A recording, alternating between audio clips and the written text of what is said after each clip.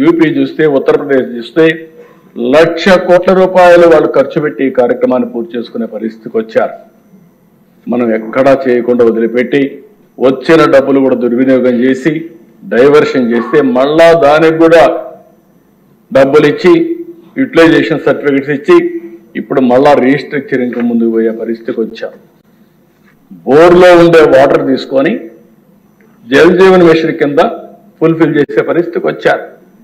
Bore ఎండిపోతే నీళ్ళు ఎక్కడి నుంచి వస్తాయని అడుగుతున్నా, ఆబ్జెక్టివ్ ఏంటని అడుగుతున్నా.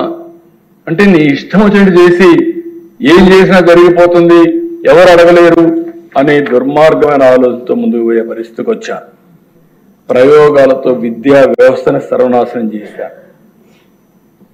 ఒక జీవో తీసుకొచ్చారు, 4 కిలోమీటర్లు ఇది పెట్టి 1, 2, 3 పెట్టి ఇవన్నీ డివైడ్ చేసి కడాన డ్రాప్ అవుట్స్ విపరీతంగా పెరిగే పరిస్థితికి వచ్చింది.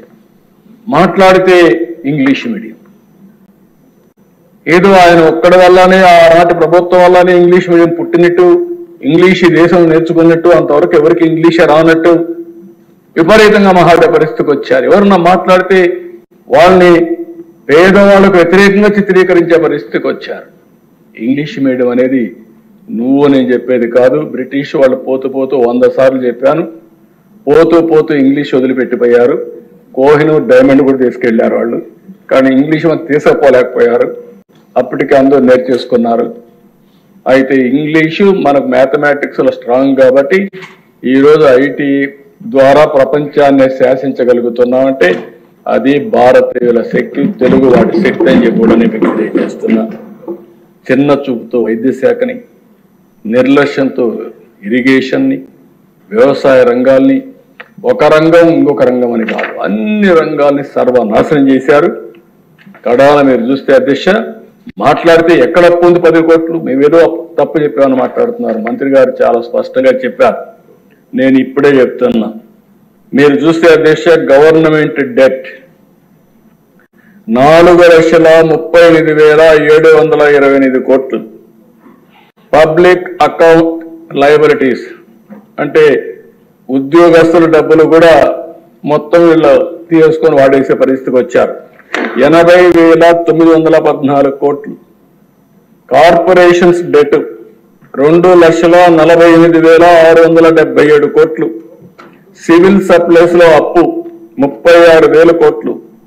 డ్యూ టు పవర్ సెక్టర్ లో వాళ్ళకి ఇవ్వాల్సింది 34,267 కోట్లు. Outstanding dues to vendor schemes కి ఇప్పుడు బకాయిల దిశ మొత్తం కాంట్రాక్టర్ అందరికీ 1,13,244 కోట్లు. అదే మరి ఉద్యోగస్తులకు ఇవ్వాల్సింది ఇమ్మీడియట్ గా 21,980 కోట్లు. Non contribution of sinking fund కింద 1,191. ఇవన్నీ కలిపితే 9,74,556 కోట్లు ఇప్పుడు తేలిన అప్పుడు. ఇంకా తొవ్వితే ఎంత వస్తుందో నాకు తెలియదు. నేను ముందే చెప్పా, ఓసారి దివాలా తీసామంటే అందరూ వస్తారు, మాది కూడా ఉందని. కానీ అది చెప్పడం లేదు కాబట్టి గుమ్మలంగా ఏం చేయాలో చేసే పరిస్థితికి వచ్చా. ఇది కాదని ఎవరన్నా అంటే రండి, లెక్కలు చూపిస్తా. ఆ లెక్కలు చూసిన తర్వాత గుంజీలు చేస్తా. భాష అనుకోవద్దండి, ప్రజా జీవితాన్ని దుర్వినియోగం చేయొద్దండి. పిల్ల చేస్తూ వద్దు. లెక్కలు లెక్కలే. ఈ లెక్కల్ని ఎవ్వరు ఏమీ చేయలేరు. గవర్నమెంట్ దగ్గర మీరు అకౌంట్ దాచిపెట్టారు. ఈరోజు మేము ఏది కూడా దాపరికం లేదు. అందుకే అన్ని జీవోల్ని ఆన్లైన్లో పెట్టి, అది కూడా కేబినెట్ నిర్ణయం చేసి అన్ని జీవోల్ని మేమిచ్చిన జీవోలే కాకుండా గడచిన ప్రభుత్వంలో దాచిపెట్టిన చీకటి జీవోలను కూడా ఈరోజు మేము అప్డేట్ చేసే పరిస్థితికి వచ్చాం. అవి కూడా ఆన్లైన్లో పెట్టాం. అధ్యక్ష దీనివల్ల ఏం జరిగిందని మీరు చూస్తే ఒక 12 ఇండికేటర్స్ చెప్తున్న ఎకనామిక్ ఇండికేటర్స్. 14-19లో 6 పైసలు ఎలక్ట్రిసిటీ డ్యూటీ వేసాం. అది కూడా ఎలక్ట్రిసిటీ బోర్డే తీసుకున్నారు. ఇప్పుడు వీళ్ళు వచ్చిన తర్వాత రూపాయి వేసి గవర్నమెంట్ తీసుకున్నారు. రెండోది వాటర్ టారిఫ్ అధ్యక్ష. ఆ రోజు 1 కిలో లీటర్కి 40 రూపాయలు ఉంటే 120 చేశారు. శాండ్ అధ్యక్ష ఫ్రీగా ఇస్తే 475 రూపాయలకు అమ్ముకున్నారు. ఆర్టీసీ బస్ ఛార్జెస్ 6 నుంచి 8 పైసలు 2.6 నుంచి 2.7 వరకు పెంచారు. ఫిస్కల్ డెఫిషిట్ 35,440 కోట్ల నుంచి 59,995 కోట్లు పెంచారు.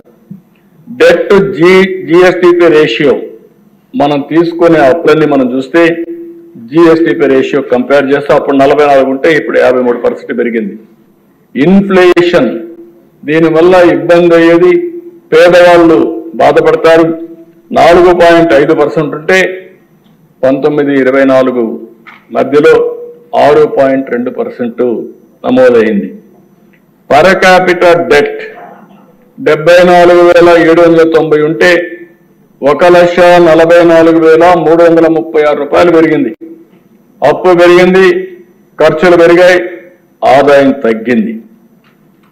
అదే మరి అధ్యక్ష మీరు పక్కన చూస్తే పర్ క్యాపిటల్ ఇన్కమ్ గ్రోత్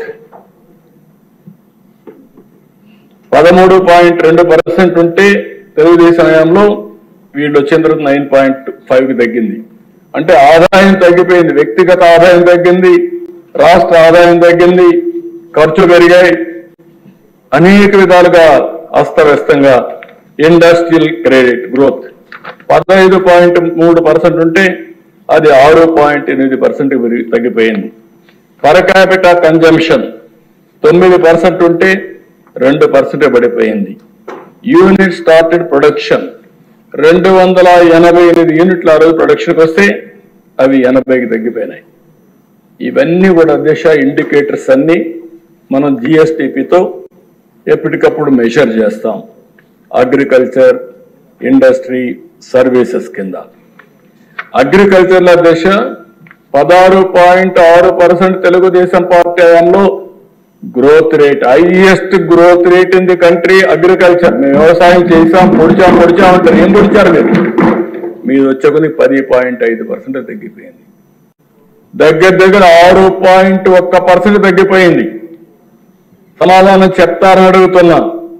ఇంకో పక్క ఇండస్ట్రీ 11.9 ఉంటే అది 11.8 ఉంది. సర్వీసెస్ 11.9 ఉంటే 10.2 పడిపోయింది.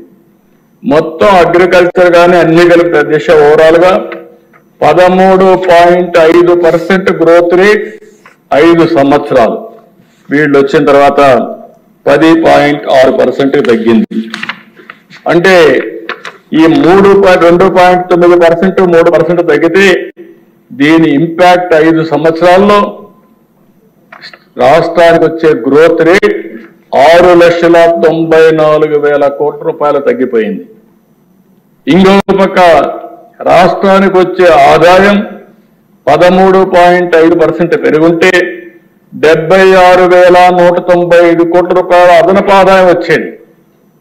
76,000 కోట్ల రూపాయలు వస్తే ఎన్ని సంక్షేమ కార్యక్రమాలు చేయొచ్చునో అది ఒక ఉదాహరణ మాత్రం. ఇంకో పక్కన మీరు చూస్తే అధ్యక్ష జిఎస్టిపి తెలంగాణ, ఆంధ్రప్రదేశ్ ఎప్పుడు కంపేర్ చేసేవాడిని. హైదరాబాద్ అక్కడికి వెళ్ళింది, వాళ్ళకి ఆదాయం ఎక్కువ ఉంది, ఇక్కడ జనాభా ఎక్కువ ఉన్నారు.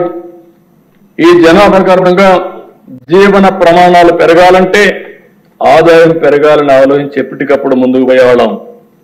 అందుకని 2018-19లో జిఎస్టిపి తెలంగాణ, ఆంధ్రప్రదేశ్ కంపేర్ చేస్తే ఆంధ్రప్రదేశ్ 17,000 కోట్ల రూపాయలు అదనంగా వచ్చే పరిస్థితి తీసుకొచ్చాం. అదే సమయంలో 23-24 వచ్చే కొందికి ఆంధ్రప్రదేశ్ తెలంగాణ కంపేర్ చేస్తే తెలంగాణ 62,000 కోట్ల రూపాయలు మనకంటే ఎక్కువ ఉంది. 17,000 కోట్ల రూపాయల ఆదాయం ఎక్కువ, జిఎస్టిపి ఎక్కువ ఉండేది. 62,000 కోట్ల రూపాయలు తెలంగాణకు ఆదాయం ఎక్కువ వచ్చే పరిస్థితి వచ్చిందంటే, జిఎస్టిపి వచ్చే పరిస్థితి వచ్చిందంటే సమాధానం చెప్పే ధైర్యం ఉందని అడుగుతున్నా. ఇది మీ అసమర్థత కాకపోతే ఏంటి, మీ అరాచకం కాకపోతే ఏంటి, మీ అవినీతి కాకపోతే ఏంటి అని అడుగుతున్నా.